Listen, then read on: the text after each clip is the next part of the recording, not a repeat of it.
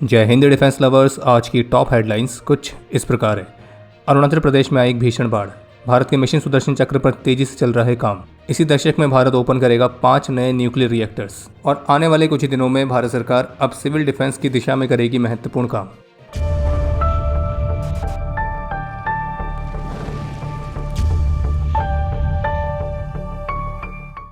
आज का ये एपिसोड शुरू करने से पहले आप सभी को टीम डिफेंस स्क्वाड की तरफ से स्वतंत्रता दिवस की ढेर सारी शुभकामनाएं। और आज के कमेंट सेक्शन में जय हिंद जय भारत लिखना ना भूलें। आज जहां भारत ने बड़े गर्व के साथ अपने स्वतंत्रता दिवस को सेलिब्रेट किया है, तो इसी बीच एक बेहद ही दुखद खबर सामने आई है अरुणाचल प्रदेश से, जहां पे बादल फटने से अचानक आई बाढ़ और एक मैसिव लैंडस्लाइड की वजह से दिबांग वैली डिस्ट्रिक्ट में स्थित आर्मी कैंप के 2 शेल्टर्स भी बह गए थे। और रक्षा प्रवक्ता की तरफ से बताया गया कि इमीडिएट रेस्क्यू ऑपरेशंस लॉन्च कर दिए गए और जबकि 2 सोल्जर्स को रेस्क्यू भी कर लिया गया था और मल्टीपल रेस्क्यू टीम्स को साइट्स पर रवाना किया गया है। और जबकि अपर सुबनसिरी डिस्ट्रिक्ट के डीडीएमओ की तरफ से बताया गया कि मलबे के नीचे कई सारे लोग दबे पड़े और जो सभी वर्कर्स हैं और सर्च एंड रेस्क्यू ऑपरेशंस चल रहे हैं। मीडिया रिपोर्ट्स के मुताबिक दिबांग वैली में भारी बारिश की वजह से अनिनी के पास पशुपानी आर्मी कैंप में अचानक बाढ़ आ गई थी और 5th ग्रेनेडियर्स के 2 शेल्टर्स बह गए थे। टोटल 7 जवान बहे थे, जिनमें से 2 को बचा लिया गया है, 5 अभी भी मिसिंग हैं। और army, ITBP, GREF, Arunachal police, SDRF ये मिलकर सर्च एंड रेस्क्यू ऑपरेशन चला रहे हैं। और जबकि अपर सुबनसिरी डिस्ट्रिक्ट में एक मेजर लैंडस्लाइड हुआ था जहाँ पे वर्कर्स काम कर रहे थे और वो सभी मलबे के नीचे दबे हुए हैं।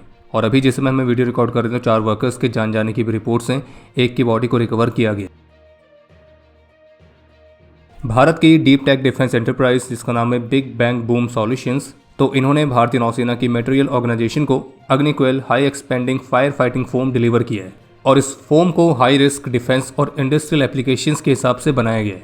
और कंपनी का कहना है कि इसे पूरी तरह से एक स्वदेशी R&D के माध्यम से विकसित किया गया है। और जो अग्निक्वेल है ये उन सभी कमियों को दूर करता है जहाँ पे कन्वेंशनल फायर फाइटिंग मेथड्स काम नहीं आते हैं। और इसे क्रिटिकल इंफ्रास्ट्रक्चर्स को सुरक्षित करने के हिसाब से बनाया गया है और वो भी बिना किसी विदेशी टेक्नोलॉजी पर निर्भर हुए। इसके अलावा एक अपडेट ये है कि ब्रह्मोस मिसाइल के एक्सपोर्ट के मामले में जो थाईलैंड है वो एक next south east Asian buyer के तौर पर उभर के सामने आ सकता है। और रिपोर्ट्स के मुताबिक भारत और थाईलैंड के बीच ब्रह्मोस मिसाइल की डील को लेकर बातचीत एडवांस्ड स्टेज में है।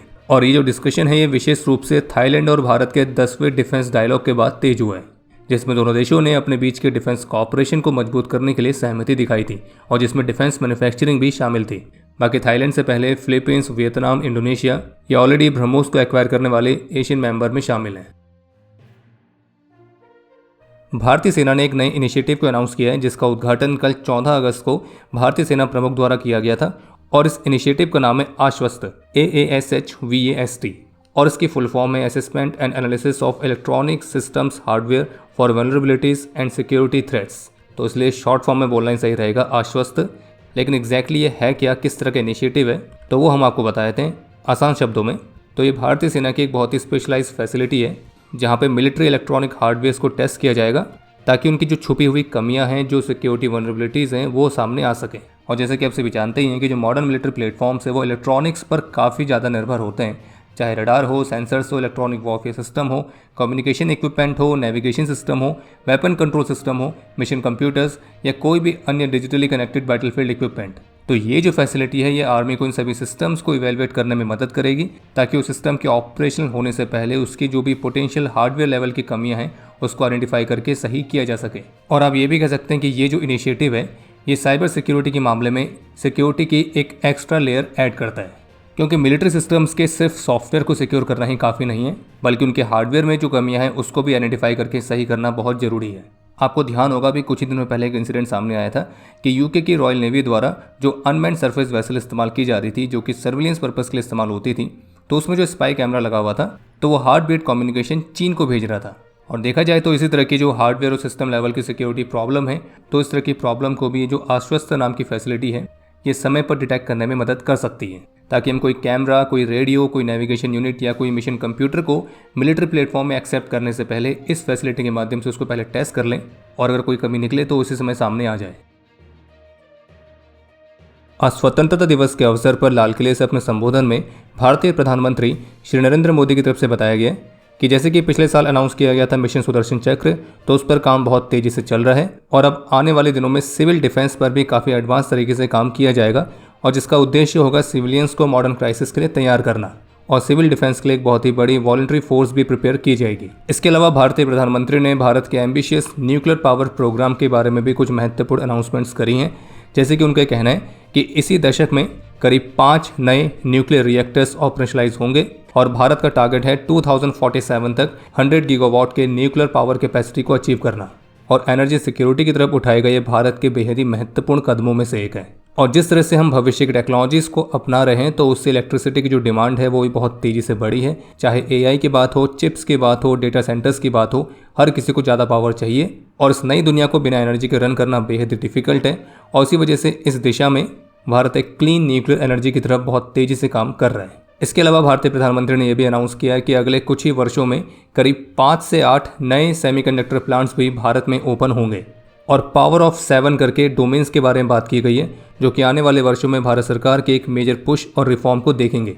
और इस 7 महत्वपूर्ण डोमेन्स हैं manufacturing, agriculture, tech and innovation, Gati Shakti, defence और ग्रीन और ब्लू इकोनॉमी। और भारतीय प्रधानमंत्री ने डिफेंस सेक्टर में आत्मनिर्भरता को बढ़ाने, स्वदेशी डिफेंस इक्विपमेंट पर फोकस करने और मौजूदा इवॉल्विंग टाइम्स में मिलिट्री कैपेबिलिटीज़ को इन्हेंस करने की जरूरत पर भी बात की है। और उनका कहना है कि नेक्स्ट जनरेशन डिफेंस टेक के लिए भारत एक ग्लोबल सप्लायर बनेगा। और भारत के डिफेंस एक्सपोर्ट में 50 गुना बढ़ोतरी देखी गई है और भारत के जो वेपन्स हैं वो लगभग 100+ कंट्रीज तक पहुँचे हैं। भारत की एक स्पेस टेक स्टार्टअप है जिसका नाम है दिगंतरा।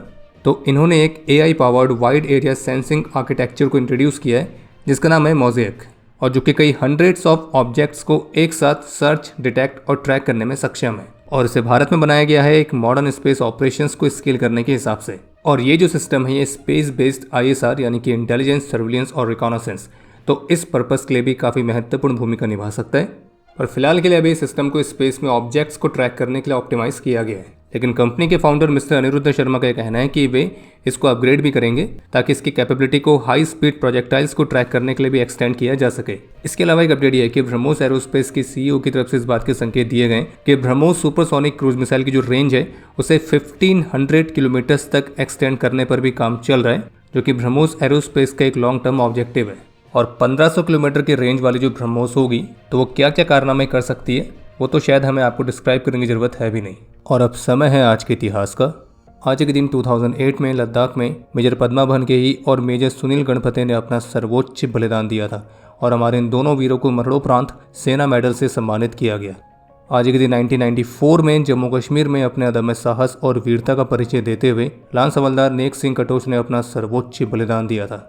और आपके लिए आज का प्रश्न है कि भारत की स्वतंत्रता के लिए जो संघर्ष था तो उसमें इन दोनों में से किसकी स्ट्रेटजी आपको सबसे ज़्यादा इफेक्टिव लगती है, नेताजी सुभाष चंद्र बोस या महात्मा गांधी।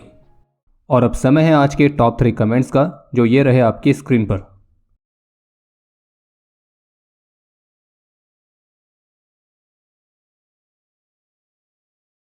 उम्मीद है आपको आज का एपिसोड पसंद आया होगा। पसंद आया तो वीडियो को लाइक करना ना भूलें। आपके कोई भी सुझाव या सवाल हो तो उसके लिए कमेंट सेक्शन ओपन है। और अगर आप डिफेंस रिलेटेड और भी एक्सक्लूसिव कंटेंट में दिलचस्पी रखते हैं तो आज ही प्ले स्टोर से डिफेंस स्क्वाड की सुपर ऐप को डाउनलोड करना ना भूलें।